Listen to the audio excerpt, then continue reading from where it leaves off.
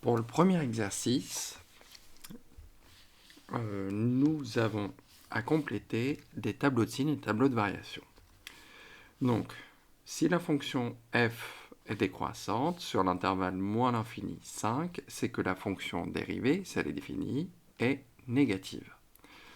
Et si la fonction dérivée est positive sur l'intervalle 5 plus l'infini, ça veut dire que la fonction f, elle, va être croissante sur l'intervalle 5 plus l'infini. Donc là, on va avoir un minimum qui est atteint en 5. Donc ici, on va mettre f de 5. Ici, on trouve l'image de 5. Je ne connais pas l'expression, donc je vais juste écrire f de 5, l'image de 5.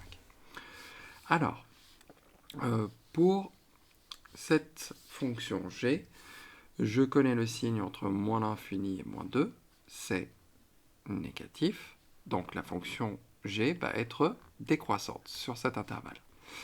Et puis, sur l'intervalle moins 2, 3, la fonction g' va être positive, donc la fonction g va être croissante.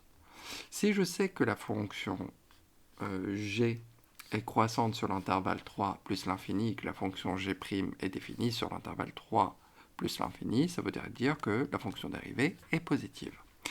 Et là, on a une valeur interdite. Donc là, attention, 3 est une valeur interdite. Donc on n'a pas quelque chose de défini. Donc je rappelle, c'est comme la fonction inverse. Pour la fonction inverse, on a cette forme-là. On voit bien qu'ici, donc la fonction inverse, elle est décroissante sur moins l'infini 0 et elle est décroissante sur 0 plus l'infini.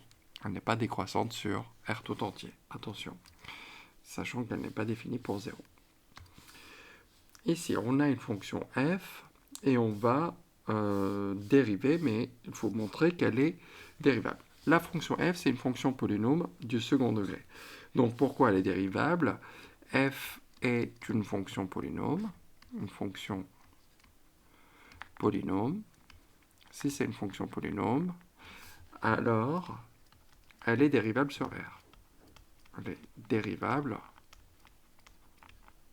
sur l'ensemble des nombres réels avec f' de x égale, donc moins 3 fois 2, ça fait moins 6x plus, donc la fonction affine, je prends le coefficient 9.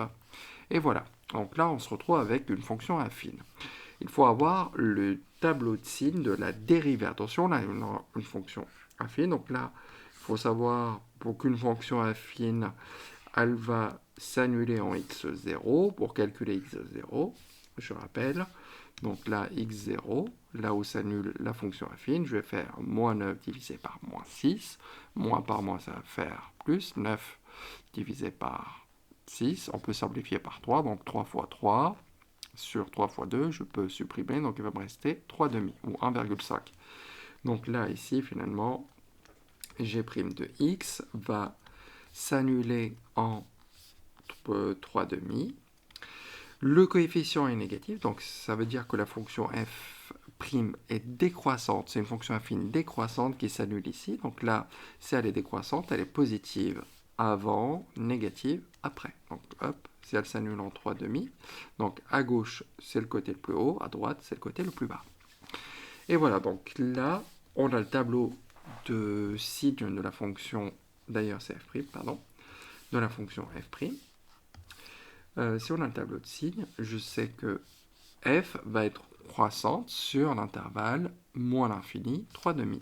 Donc f est croissante sur l'intervalle moins l'infini, 3 demi. Hop, je peux le prendre. Et voilà. Je vais passer à l'exercice numéro 3. Pour l'exercice numéro 3, nous avons une fonction g. Donc là, pourquoi elle est dérivable sur i et déterminer la fonction, donc là, pourquoi elle est dérivable? Parce que c'est un quotient de deux fonctions dérivables. Là, on a une fonction polynôme, c'est le quotient, donc g est le quotient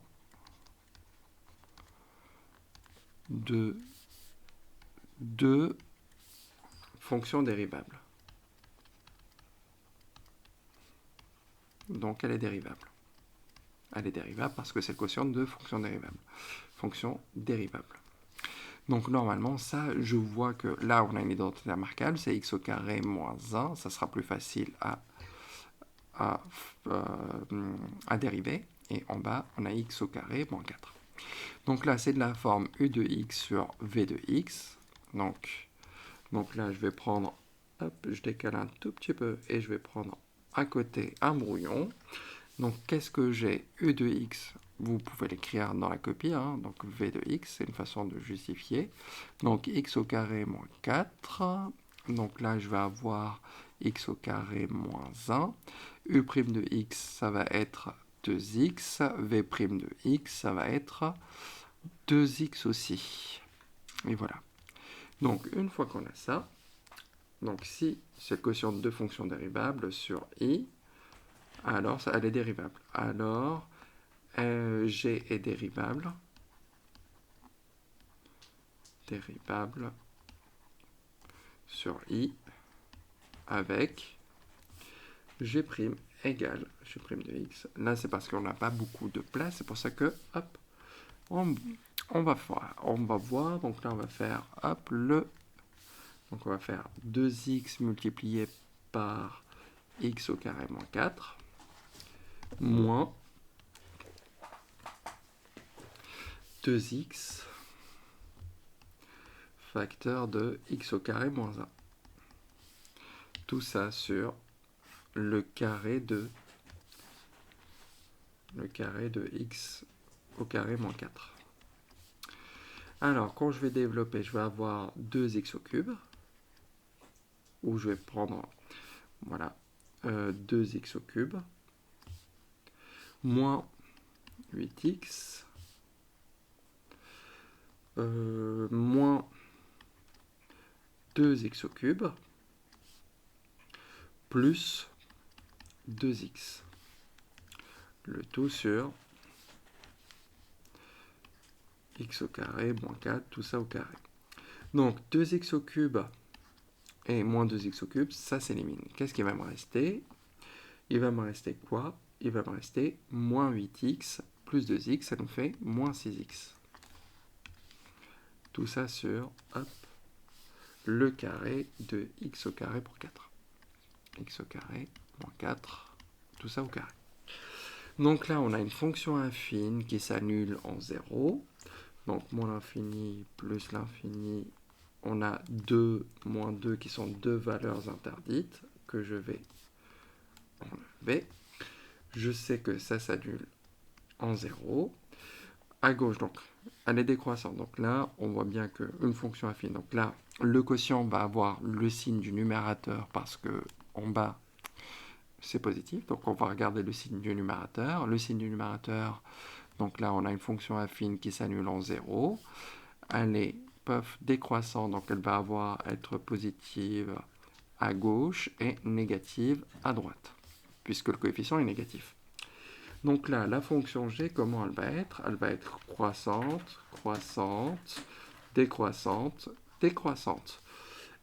Compléter, tableau de variation, admet-elle des extrémums? Non, elle n'admet pas d'extrémum. Elle n'a pas d'extrémum. Elle n'admet pas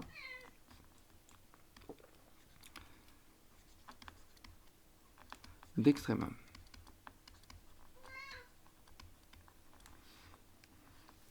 Mais il y a un extrémum local. On admet un extrémum local, donc on va le calculer. Donc là, si je calcule g de 0, donc si je remplace par 0, ça nous fait en bas, donc là, g de 0, c'est combien? Donc là, ce que je vais dire, elle a un extrémum local, elle admet un extrémum local, elle admet un extrémum local. Sur l'intervalle moins 2, 2. Donc, je vais calculer sa valeur. G de 0 égale combien? Alors, G de 0, donc je vais faire moins 1 multiplié par 1, ça fait moins 1, sur moins 4, donc ça nous fait un quart. Donc là, on a un quart. Et voilà.